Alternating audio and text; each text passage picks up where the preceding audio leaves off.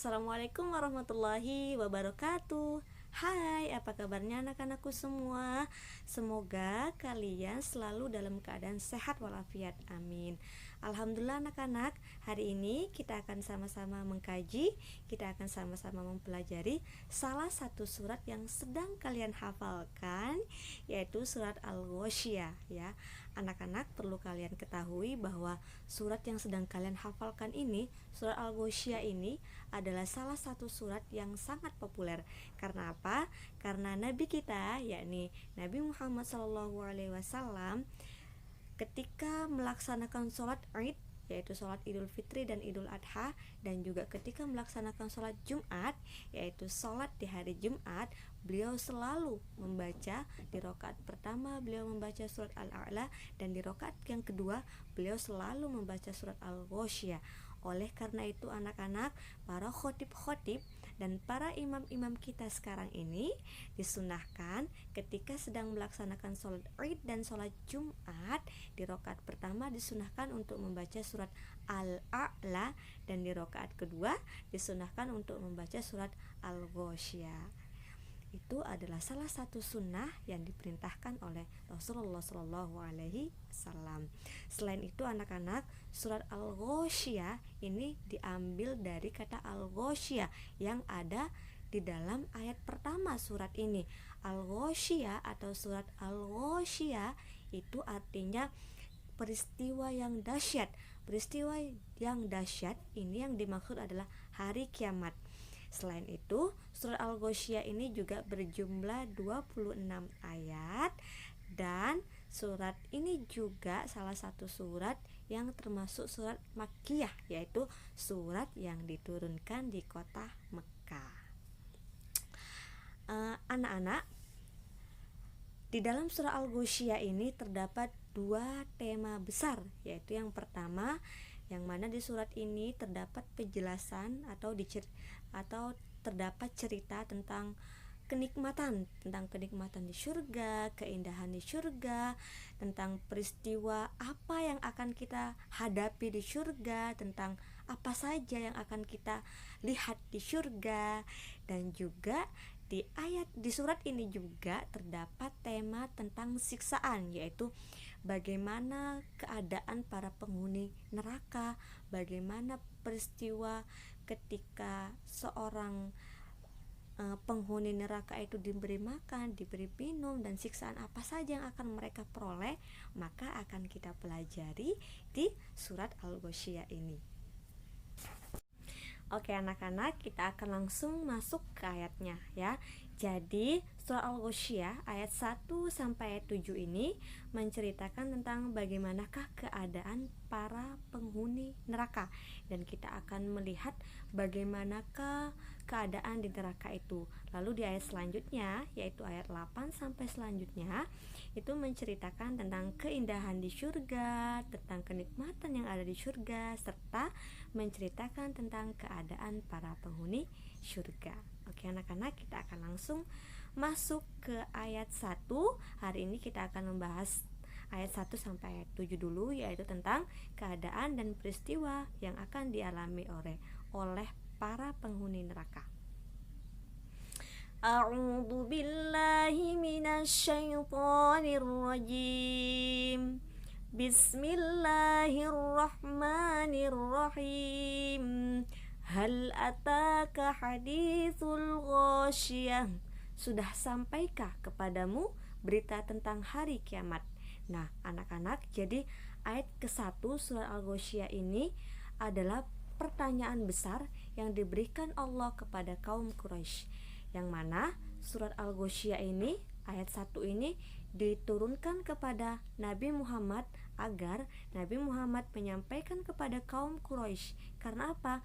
Karena kaum Quraisy itu adalah kaum yang pada saat itu tidak pernah percaya dengan yang adanya hari kiamat. Mereka berkata bahwa dunia itu adalah tempat bersenang-senang, bahwa dunia itu adalah tempat berleha-leha, sehingga setelah kehidupan dunia tidak ada lagi yang namanya hari pembalasan. Mereka berkata seperti itu. Oleh karena itu Allah pun menurunkan ayat ini agar apa? Agar kaum Quraisy berpikir bahwa hari kiamat itu benar adanya ya. Selanjutnya ayat kedua, wujuhu yawma idzin khashi'ah, yang artinya pada hari itu banyak wajah yang tertunduk, terhina. Nah, anak-anak, orang-orang yang tidak beriman, ya, orang-orang yang banyak dosanya, ketika di hari kiamat nanti muka mereka akan tertunduk. Karena apa? Karena mereka malu, karena mereka merasa terhina, karena mereka merasa malu dengan perbuatan yang telah mereka lakukan selama di dunia. Oleh karena itu, ketika di hari kiamat nanti, orang-orang kafir atau orang-orang yang tidak beriman, mereka akan tertunduk, mereka akan menundukkan muka, mereka akan menundukkan kepala dan mukanya. Karena apa? Karena mereka merasa terhina, mereka merasa malu. Ada salah satu surat, di surat lain juga diceritakan, yaitu di dalam Quran surat As-Sajdah ayat 12, yang artinya betapa ngerinya keadaan orang-orang yang berdosa itu, yang mana mereka menundukkan kepalanya di hadapan Tuhannya, lalu berkata, wahai Tuhanku, kembalikanlah aku ke dunia, maka aku akan melakukan kebaikan.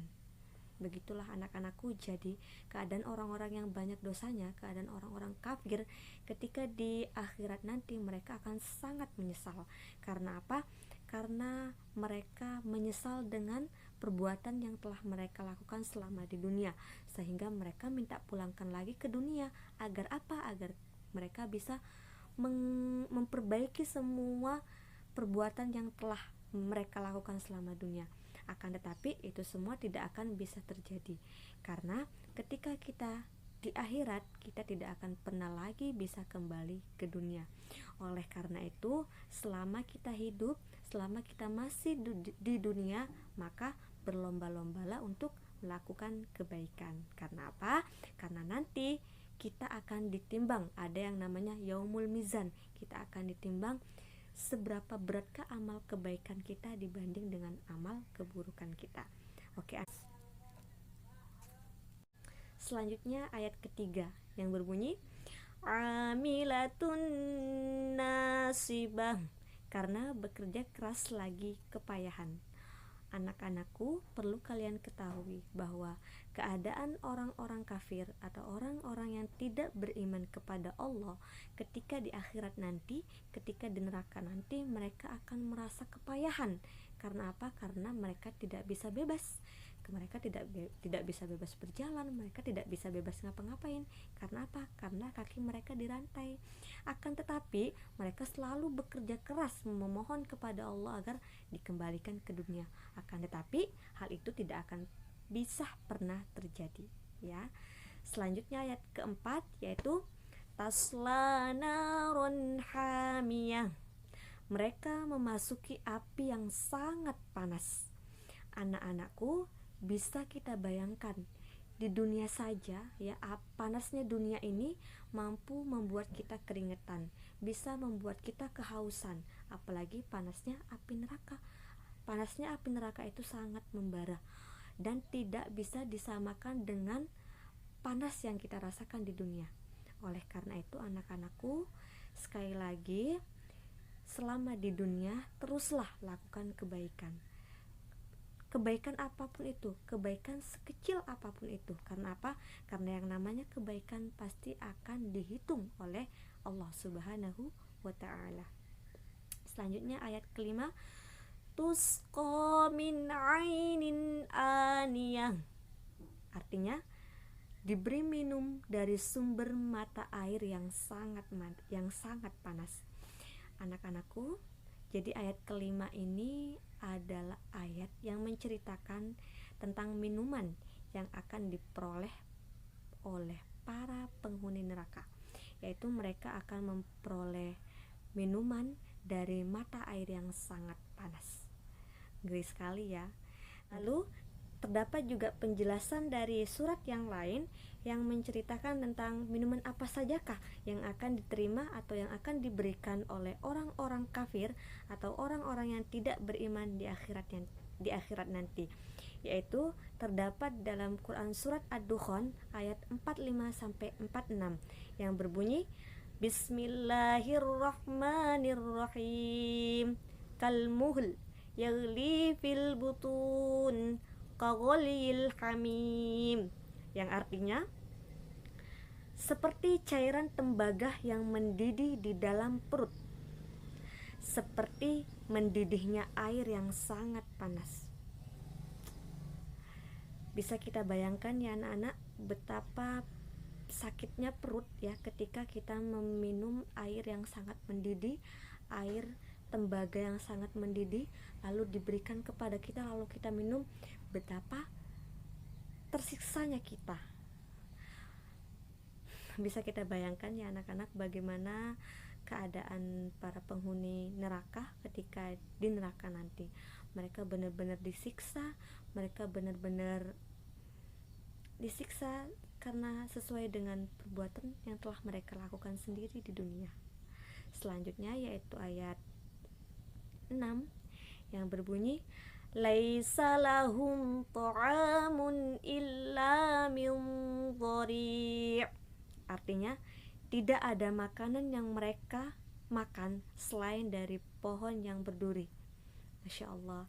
Jadi para penghuni neraka itu anak-anak, ketika di akhirat nanti, makanan yang mereka dapatkan adalah pohon yang berduri. Setelah mereka dikasih dengan air yang panas yang sangat mendidih-didih, lalu mereka pun diberi makan dengan makanan pohon yang berduri-duri. Bisa kita bayangkan betapa tersiksanya orang-orang yang masuk ke dalam neraka. Akan tetapi itu sesuai dengan apa? Sesuai dengan perbuatan, sesuai dengan perilaku yang telah mereka lakukan selama di dunia. Selanjutnya ayat yang ketujuh yang berbunyi, la yusminu wa la yughni min ju'. Artinya yang tidak menggemukkan dan tidak menghilangkan lapar. Jadi anak-anak, para penghuni neraka itu ketika di akhirat nanti, selain mereka diberikan minum dengan air yang sangat panas, air yang sangat mendidih, yang sangat panas, yang bisa membuat perut mereka menjadi sangat mendidih, juga mereka akan diberi makan dengan makanan pohon yang berduri-duri, yang mana makanan yang diberikan kepada mereka itu tidak dapat mengenyangkan mereka. Jadi setelah mereka makan, mereka oleh karena itu makanan yang mereka makan tidak akan pernah menghilangkan lapar mereka, dan minuman yang mereka minum tidak akan pernah bisa menghilangkan haus mereka. Oleh karena itu, makanan yang mereka dapatkan, minuman yang mereka dapatkan itu tidak akan pernah membuat badan mereka menjadi gemuk. Oleh karena itu anak-anakku sekalian, dengan dikajinya surat Al-Ghasyiyah ayat 1 sampai ayat 7 ini ya, sedikit gambaran bahwa betapa ngerinya keadaan para penghuni neraka itu. Karena apa? Itu dikarenakan karena perbuatan mereka sendiri selama hidup di dunia. Oleh karena itu anak-anakku, pesan Miss Tantri, selama kita hidup di dunia, lakukanlah sekecil apapun amal kebaikan, lakukan sebisa kalian amal kebaikan, lakukanlah kebaikan setiap harinya. Karena apa? Karena sekecil apapun amal kebaikan yang kita lakukan, maka Allah akan selalu melihat. Sekian pembahasan dari Miss Tantri, semoga bermanfaat ya. Insya Allah di lain waktu kita akan lanjutkan lagi, yaitu surat Al-Ghasyiyah ayat selanjutnya tentang keadaan para penghuni neraka. Miss Tantri akhiri, wassalamualaikum warahmatullahi wabarakatuh.